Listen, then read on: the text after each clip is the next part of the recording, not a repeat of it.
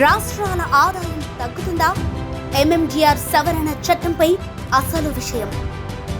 గనులున్నాయి, మరి మైనింగ్ రంగం మరింత ముందుకు వెళ్లాలంటే ఒకే గనిపై రకరకాల పన్నులు, రాష్ట్రానికో విధానం, పెరుగుతున్న ఖర్చులు, పెట్టుబడులు పెట్టేందుకు వెనకడుగు వేసే పరిస్థితి. దీని ప్రభావం చివరకు ఖనిజాల ధరలపై, పరిశ్రమలపై, ఉపాధిపై పడుతోంది.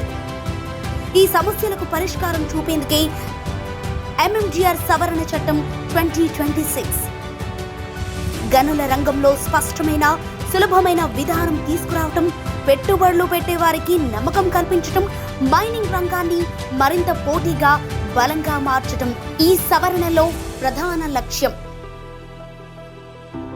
అయితే రాష్ట్రాల ఆదాయం మాటేంటి? రాష్ట్రాలకు వచ్చే ఖనిజ ఆదాయంలో ఎలాంటి కోతా లేదు, డోకా లేదు. ప్రస్తుతం గనుల రంగం ఆదాయంలో దాదాపు 90% రాష్ట్రాలకే చేరుతోంది. ఈ ఆదాయ వాటా కొనసాగుతూనే ఉంటుంది. అంటే పన్నుల భారం తగ్గితే ఖనిజాల ధరలు తగ్గే అవకాశం, పరిశ్రమలకు ఊతం, పెట్టుబడులు పెరిగే అవకాశం, ఉపాధి అవకాశాలు పెరుగుతాయి, ఆర్థిక వ్యవస్థ మరింత బలపడుతుంది. మైనింగ్ రంగానికి కొత్త ఊపు ఇదే.